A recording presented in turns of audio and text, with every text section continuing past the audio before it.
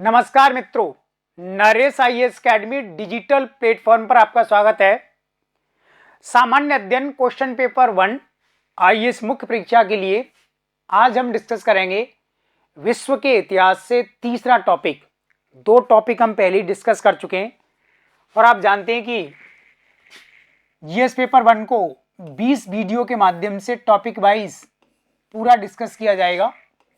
और इससे पहले हमने एक series general studies question paper 2 20 video के माध्यम से कंप्लीट की है, तो देन आप उससे हेल्प ले सकते हैं। यूट्यूब पर अपलोड की जा चुकी है। और इसके बाद फिर हम जीएस के अन्य पार्ट्स को भी कवर करेंगे। ऑप्शनल हिस्ट्री का भी प्रयास किया जाएगा कि वो पूरा सेगमेंट आपको कैसे प्रोवाइड किया जाए। जो भी कैंडिडेट ऑफलाइन क्लासेस के लिए आंसर राइटिंग सेशन को ज्वाइन करने के लिए इंटरेस्टेड हैं तो वो कांटेक्ट कर सकते हैं। तो आज का हमारा टॉपिक विश्व के इतिहास से रहेगा विश्व युद्धों के बीच की विभिन्न घटनाएं, world Wars. GS paper 1 syllabus में ये दिया हुआ है, तो देन कैसे आप इस टॉपिक को कवर करेंगे।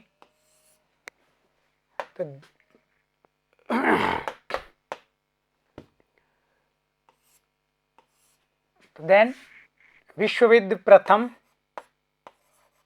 फर्स्ट वर्ल्ड वॉर 1914 से लेकर 1918 तक कैसे आपको पढ़ना है इसको। और दूसरा विश्व युद्ध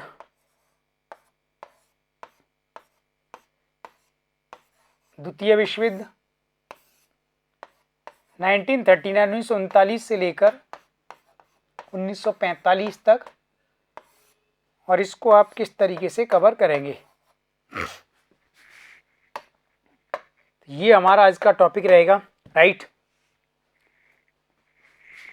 इस टॉपिक से कुछ क्वेश्चन पिछले वर्षों में जीएस पेपर 1 में यूपीएससी ने पूछे हैं और भविष्य में भी पूछे जा सकते हैं। इंपॉर्टेंट टॉपिक तो है ही। क्या पढ़ना है हमें इसमें, कौन कौन से वो आयाम हैं जिनको हमें समझने का प्रयास करना चाहिए। सबसे पहले तो प्रथम विश्व युद्ध का जो बैकग्राउंड है, इसकी जो पृष्ठभूमि है, इस पृष्ठभूमि में आपको 3 से 4 डायमेंशंस आयाम को जरूर पढ़ के जाना चाहिए कि प्रथम विश्व युद्ध के लिए जर्मनी और इटली का एकीकरण किस सीमा तक उत्तरदायी था। तो जर्मनी और इटली का एकीकरण 1870 से 1871 के बीच में हुआ और इनके एकीकरण का अर्थ ये था कि अब ये दो यूरोप महाद्वीप में राष्ट्रीय राज्य बन चुके हैं, नेशन स्टेट पावर।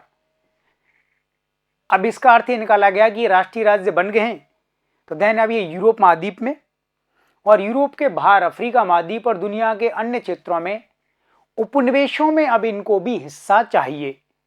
तो उपनिवेशवाद की दौड़ में अब ये दोनों राष्ट्र शामिल हो जाते हैं। तो देन ये कहीं ना कहीं जर्मनी इटली वर्सेस शेष यूरोप के बीच में एक टेंशन क्रिएट करेगा। तो ये पूरा डायमेंशन आपको तैयार करना है कि जर्मनी और इटली के एकीकरण को किस सीमा तक जिम्मेदार माना जाएगा। दूसरा, जर्मनी के एकीकरण में बिस्मार्क ने महत्वपूर्ण भूमिका निभाई और इटली के एकीकरण में वहां के कई इंटेलेक्चुअल्स ने, राजनेताओं ने भूमिका निभाई थी, जिसमें कई तानाशाहों का नाम भी लिया जा सकता है, राजा महाराजाओं को इसमें ट्रेस किया जा सकता है। तो मुख्यतः जर्मनी का जो चांसलर था बिस्मार्क, उसकी पॉलिसी को लेकर के ये कहा जाता है कि बिस्मार्क ने जिस तरीके की नीति यूरोप में लागू की, वही नीति बिस्मार्क की मृत्यु के बाद विकृत रूप में लागू की गई और जिसका सीधा सा परिणाम प्रथम विश्व युद्ध के रूप में हुआ।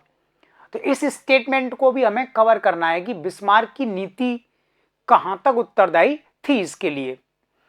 तीसरा एस्पेक्ट आपको इसमें यह पढ़ना है कि उपनिवेशवाद और साम्राज्यवाद की भावना प्रथम विश्व युद्ध के लिए उत्तरदायी थी और इस उपनिवेशवाद और साम्राज्यवाद के अंतर्गत जब जर्मनी और इटली का इंक्लूजन हुआ तो ऐसी स्थिति में अब पूरी दुनिया में युद्ध का एनवायरनमेंट बन चुका था।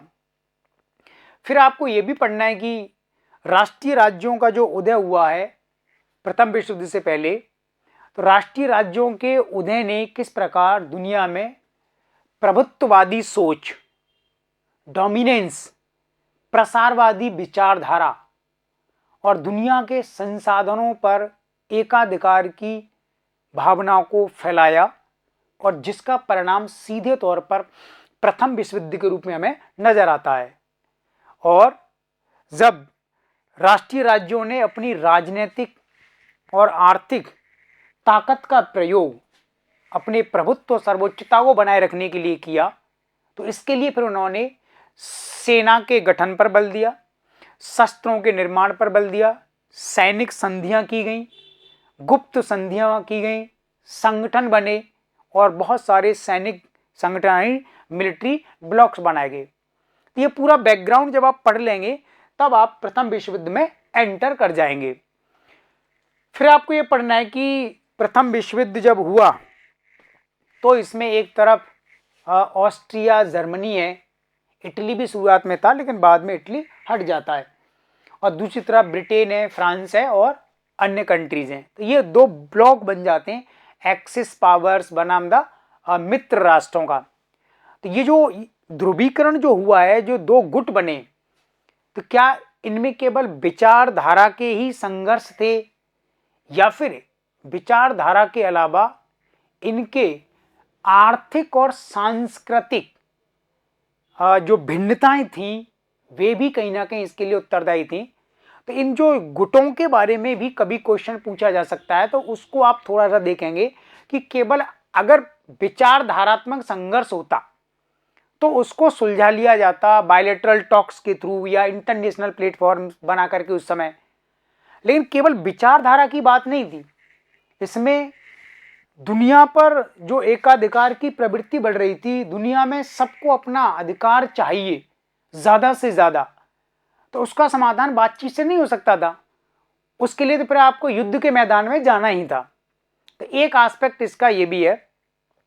फिर आपको ये पढ़ना है कि जब प्रथम विश्व युद्ध पूरा हो गया तो 1919 में पेरिस में शांति सम्मेलन आरंभ हुए। तो देन पेरिस सम्मेलन जो आरंभ हुए 1919 में, इन पेरिस शांति सम्मेलनों ने जो वातावरण प्रदान किया उसको लेकर के तीन एस्पेक्ट आपको पढ़ने हैं। तो प्रथम विश्व युद्ध की समाप्ति के बाद पेरिस शांति सम्मेलन आरंभ हुए, जहां पर मुख्यतः दो तीन प्रकार के निर्णय लिए गए। एक निर्णय तो ये था कि इस युद्ध के लिए जर्मनी ज्यादा उत्तरदायी था, इसलिए जर्मनी के साथ वर्साई की कठोर संधि की गई और उस संधि के द्वारा जर्मनी को भविष्य में इतना कमजोर बनाने का प्रयास किया गया कि फिर कभी जर्मनी जैसा कोई राष्ट्र दुनिया को अस्थिर करने की दिशा में प्रयास नहीं कर सके। तो पेरिस शांति सम्मेलन का एक परिणाम जर्मनी के खिलाफ होने वाली वर्साई की संधि थी। तो अभी हम इस संधि को डिस्कस करेंगे।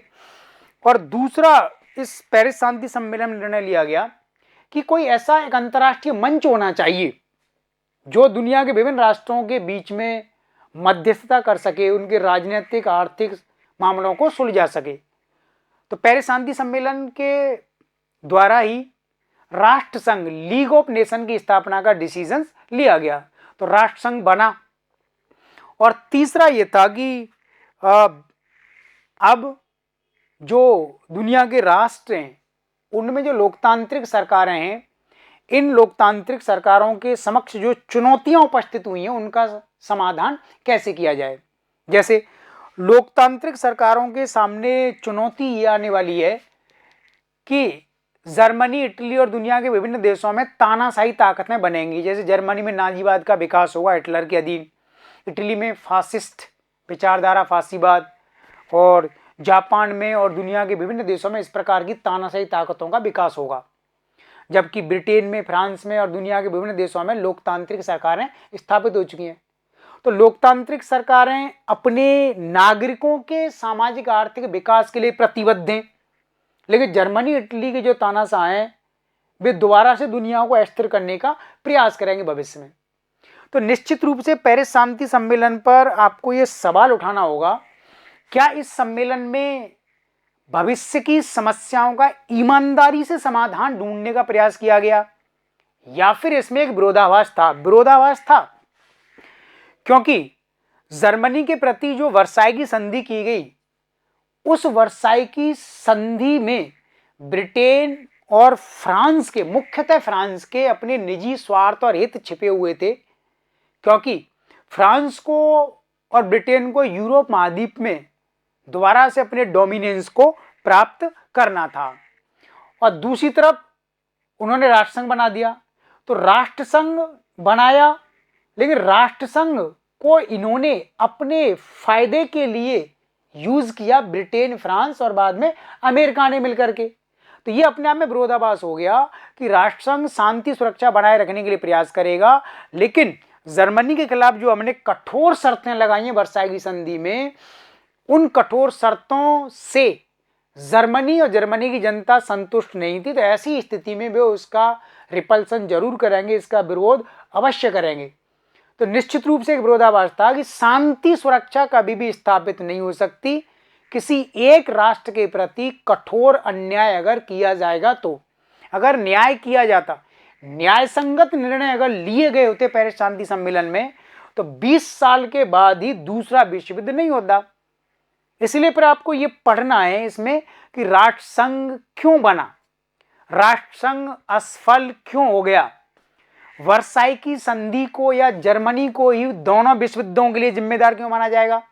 पहले भी जर्मनी का एकीकरण हुआ तो प्रथम विश्व युद्ध के लिए उसको उत्तरदायी माना गया, क्योंकि बिस्मार्क ने जर्मनी का जिस तरीके से एकीकरण किया, तो फ्रांस में वर्साई का जो महल था, फ्रांस के सम्राट का प्रतीक था, उस महल में जाकर के राजगद्दी का अपमान किया।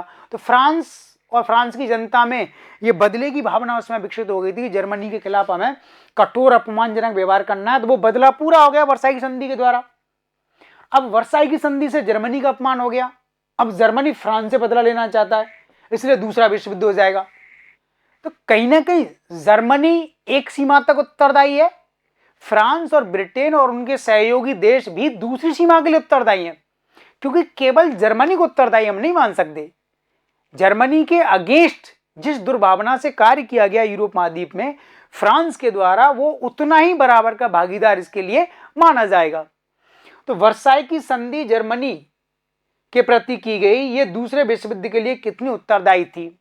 उत्तरदायी थी, क्योंकि इस संधि के द्वारा जर्मनी का जो पतन हुआ, जो उसको अपमान हुआ अंतर्राष्ट्रीय परिप्रेक्ष्य में, जर्मनी पर आपने इतना युद्ध हर्जाना थोप दिया, उसके भूभाग को आपने बांट लिया, आर्थिक जुर्माना लगाया गया, राजनीतिक क्षेत्र में इसको अलग थलग कर दिया गया, संसाधनों पर आपने अधिकार कर लिया गया, उसकी संप्रभुता को कुचल दिया गया। तो ऐसी स्थिति में जर्मनी में फिर बदला लेने की भावना से वहां पर नाजीवाद का विकास हुआ, जिसको हिटलर ने प्रमोट किया, हिटलर का जन्म हुआ। तो किसी देश के खिलाफ अतीत में इतना बड़ा अन्याय हो तो देन उस अन्याय का बदला लेने की भावना तो स्वाभाविक रूप से फिर आगे जाकर के विकसित होती है। तो ऐसा जर्मनी के साथ हुआ। तो वर्साई की संधि निश्चित रूप से जिम्मेदार थी, लेकिन वर्साई की संधि के अलावा अन्य फैक्टर्स भी जिम्मेदार थे। अगर राष्ट्रसंघ जर्मनी को संतुष्ट कर लेता, जर्मनी को समझा देता और जर्मनी के खिलाफ जो अपमान किया गया, अगर उसका प्रतिकार कंपेंसेशन किसी अन्य रूप में हो जाता, ब्रिटेन फ्रांस भविष्य में जर्मनी के प्रति मैत्रीपूर्ण संबंध स्थापित करते, अपने दूतावास एस्टैब्लिश करते, तो गारंटीड वर्साई की संधि होते हुए भी दूसरे विश्व युद्ध की ओर जाने से जर्मनी को रोका जा सकता था और हिटलर का जन्म कभी नहीं होता और हिटलर कभी भी वहां पर उतना बड़ा तानाशाही बनता और पूरी दुनिया को चैलेंज पर वो नहीं करता।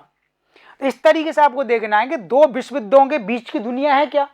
अरे दो विश्व युद्धों के बीच की दुनिया ये है कि ब्रिटेन फ्रांस जैसे देश अपने प्रभुत्व को मेंटेन करने का प्रयास कर रहे हैं, चाहे वो राष्ट्रसंघ का दुरुपयोग करके हो या फिर अपनी ताकत को बढ़ा करके हो।